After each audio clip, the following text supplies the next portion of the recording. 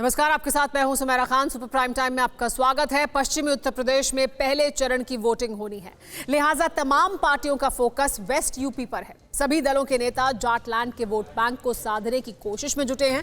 BJP के नेता Samajwadi party के गुंडाराज का जिक्र कर रहे हैं, मुजफ्फरनगर दंगों की याद दिला रहे हैं, तो वहीं अखिलेश यादव और जयंत चौधरी किसान आंदोलन के आसरे जाटों को साधने की कोशिश में लगे हुए हैं। अखिलेश यादव ने आज फिर अपनी अन्न वाली पोटली निकाली, किसानों के हित में काम करने की कसम खाई, तो वहीं योगी आदित्यनाथ ने कहा कि समाजवादी पार्टी की सरकार ने सबसे पहला फैसला अयोध्या में राम जन्मभूमि पर आतंकी हमले के आरोपियों के मुकदमे वापस लेने का लिया था। हमने सरकार बनते ही किसानों का कर्ज माफ किया, ये कहा उन्होंने। सवाल है कि 2022 में जाटों पर मुजफ्फरनगर फैक्टर कितना असर डालेगा।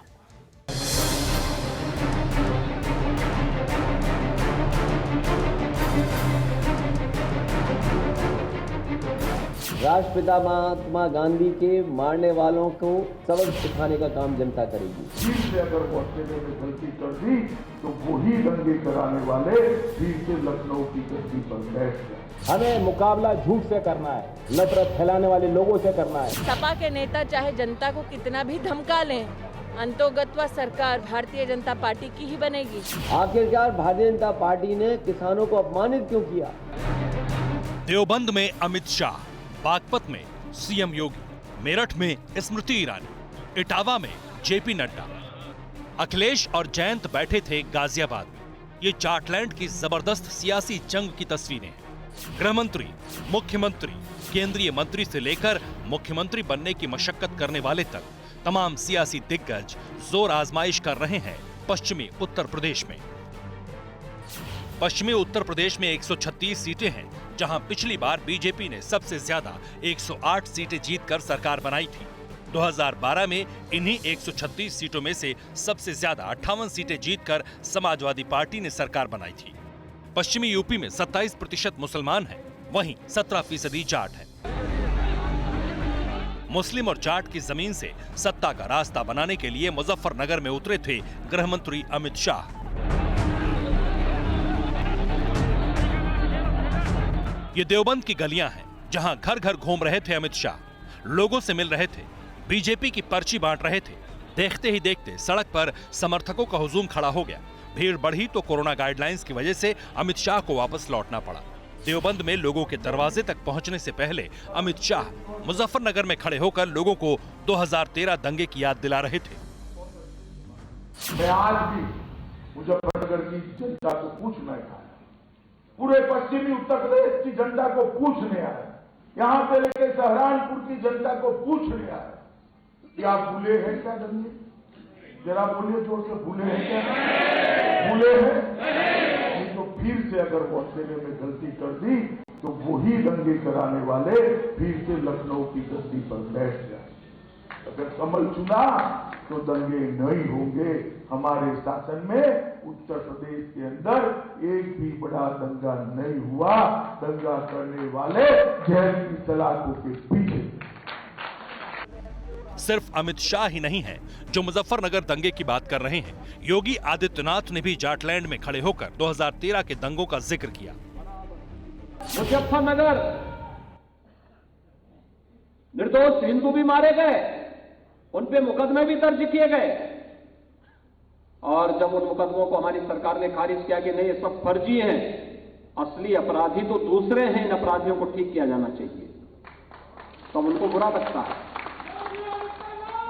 उन अपराधियों को ये लोग टिकट देते हैं।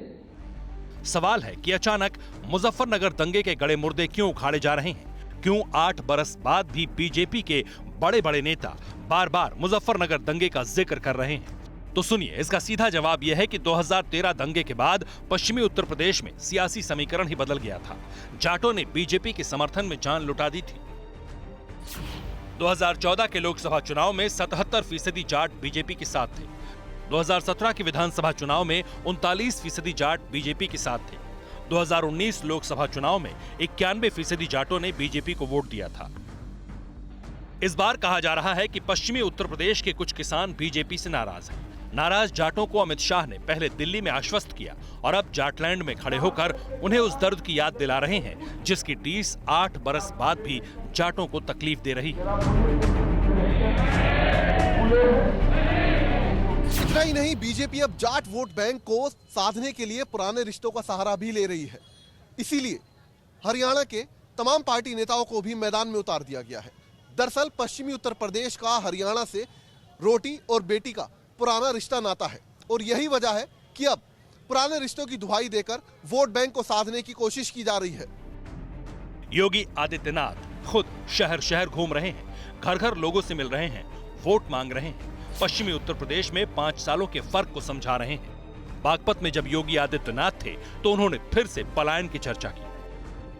और पश्चिमी उत्तर प्रदेश से ज्यादा कौन जानता है कि बेटियों की सुरक्षा के लिए सबसे ज्यादा खतरा दिखाई दे रहा था। व्यापारियों का अपहरण होता था। 5 साल के बाद जब हम लोग अपना रिपोर्ट कार्ड लेकर के जनता जनार्दन के बीच आए हैं, आज मैं कह सकता हूं कि अब किसी सचिन और किसी गौरव जैसे युवकों को अपना बलिदान नहीं देना पड़ेगा किसी वाहन की रक्षा। जाटलैंड के मैदान में बीजेपी की पूरी फौज उतरी हुई है। स्मृति ईरानी भी कानून व्यवस्था का जिक्र कर बेटियों की फिक्र कर रही हैं और फिर अखिलेश यादव पर प्रहार किया। जिसकी राजनीति उस धरा से प्रस्फुटित हुई जहां स्वयं उनके पिता जब महिला का शोषण, महिला के प्रति अपराध होता है तो उनके पिता कहते हैं कि लड़के हैं, लड़कों से ऐसी गलती हो जाती है। गलती हो जाती है कहने वाले सजा उनको जनता ने दी। सुना है आजकल ऐसे लोगों के सपने में कृष्ण भगवान आते हैं। अच्छा है। जो कहते थे कि राम का कोई अस्तित्व नहीं है, जिनकी सरकारों में जाकर कोर्ट में एफिडेविट दिया जाता था कि राम मंदिर का क्या, राम सेतु का क्या, भगवान राम का ही अस्तित्व नहीं है, आज वो मंदिर मंदिर जाकर भगवान से गुहार लगा रहे हैं कि हे प्रभु, जनता से कहो हमारी थोड़ी सुनिए। समाजवादी गढ़ में बीजेपी के अध्यक्ष जेपी नड्डा भी सीधा संवाद कर रहे हैं। संवाद करने के बाद डोर टू डोर कैंपेन भी किया। नड्डा के स्वागत में मुस्लिम भी दिखे।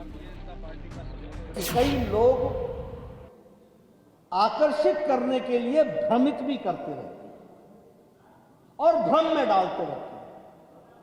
मैं ये फ्री कर दूंगा, मैं वो फ्री कर दूंगा, मैं खुद मालूम नहीं कि अपने कब फ्री हो जाएंगे। पश्चिमी उत्तर प्रदेश में बीजेपी के चक्रव्यूह को तोड़ने के लिए अखिलेश यादव भी घूम रहे हैं। जाटलैंड में अखिलेश यादव जयंत चौधरी के साथ मिलकर सत्ताधारी पार्टी पर प्रहार कर रहे हैं। याद दिला रहे हैं कि बीजेपी ने किसानों को आतंकी तक कहा था। जो किसानों को आतंकवादी, जो किसानों को मवाली कह रहे थे, आखिरकार भारतीय जनता पार्टी ने किसानों को अपमानित क्यों किया? ये अन्न संकल्प के लिए हम पोटी लेके चलते हैं। यही अन्न है जो हमें और आपको जिंदा रखता है। किसान जो हमें पेट भरता है और कपड़े दे पहनाता है, उसके हक में हम दोनों लोग लगातार इसी तरह से संकल्प करते रहेंगे और लड़ाई लड़ते रहेंगे जब तक भारतीय जनता पार्टी को हटा न लें और उत्तर प्रदेश से सफाया न कर दें। लाल टोपीधारी अखिलेश यादव आजकल लाल पोटली लेकर इसलिए घूम रहे हैं ताकि खुद को जाटों से सीधा कनेक्ट कर पाएं। क्योंकि पश्चिमी यूपी में करीब 17% जाट हैं। 120 सीटों पर जाटों का असर है। 45 से 50 सीटों पर जाट सीधा जीत हार तय कर सकते हैं। 11 जिलों में जाट निर्णायक भूमिका में है। अखिलेश यादव किसान आंदोलन के आसरे जाट मुस्लिमों की एकता की बात कर रहे हैं। तथाकथित जाटों की पार्टी के नेता भी किसान आंदोलन की आग को फिर से फूंक मारकर धधकाने की कोशिश में है ताकि मजहबी ध्रुवीकरण पर जातीय ध्रुवीकरण भी साबित हो। जिस तरीके से लखीमपुर में किसानों को कुचला और जो तैयारी 28 जनवरी की शाम को सरकार और सरकारी गुंडों ने कर रखी थी, यहीं लोनी के भारतीय जनता पार्टी के विधायक की जो मंशा थी, कोई भी किसान बिरादरी से आने वाला व्यक्ति उस बात को भुला नहीं पाया। एक तरफ वो सरकार है जो किसानों को दबाना चाहती है, जहां कोई सुनवाई नहीं होती। हमें मुकाबला झूठ से करना है, अफवाह फैलाने वाले लोगों से करना है, नफरत फैलाने वाले लोगों से करना है। हालांकि जयंत चौधरी और अखिलेश के किसान प्रेम को योगी आदित्यनाथ पुरानी फाइलों के सहारे झूठा साबित करने के प्रयास कर रहे हैं। और 12 में जब समाजवादी पार्टी ने सरकार आने के बाद मुख्यमंत्री के पास पहला फैसला लेने के लिए फाइल आई थी, तो उन्होंने पहला फैसला क्या किया था मालूम है? अयोध्या में राम जन्मभूमि पर आतंकी हमला करने वाले आतंकवादियों की मुकदमों को वापस लेना है। लेकिन 2017 में जब भारतीय जनता पार्टी की सरकार आई और मेरे सामने आया कि मुझे पहले कौन से निर्णय लेने हैं, मैंने कहा पहले अन्नदाता किसानों का कर्ज माफी का कार्यक्रम होगा। 86 लाख किसानों का 36,000 करोड़ रुपए का कर्ज माफ हुआ। शब्द शब्द पर काउंटर एनकाउंटर चल रहा है। बीजेपी के तमाम नेता और अखिलेश यादव एक दूसरे पर शब्द बाणों की बौछार कर खुद को किसानों या कहिए जाटों का मसीहा साबित करने में जुटे हैं। जाटों को साधने के लिए खुद प्रधानमंत्री मोदी भी 31 जनवरी को वर्चुअल रैली करने वाले हैं। जाहिर है ये सब कुछ जाट वोट बैंक को साधने की कवायद है, ताकि जाट जिसके साथ होगा सत्ता में उसी की ठाठ होगी। Bureau report, TV9 Bharatvarsh. Corona धर्म नहीं देखता, जात नहीं देखता, अमीर गरीब ऊंच नीच नहीं देखता। कोरोना सिर्फ मौका देखता है, लेकिन आप उसे मौका मत दीजिए। बस इतना कीजिए, जब कभी दफ्तर से बाजार से घर लौटिए तो इतना ख्याल जरूर रखिए कहीं आपके साथ कोरोना आपके घर तो नहीं जा रहा। भूलिए मत, कोरोना अभी जिंदा है।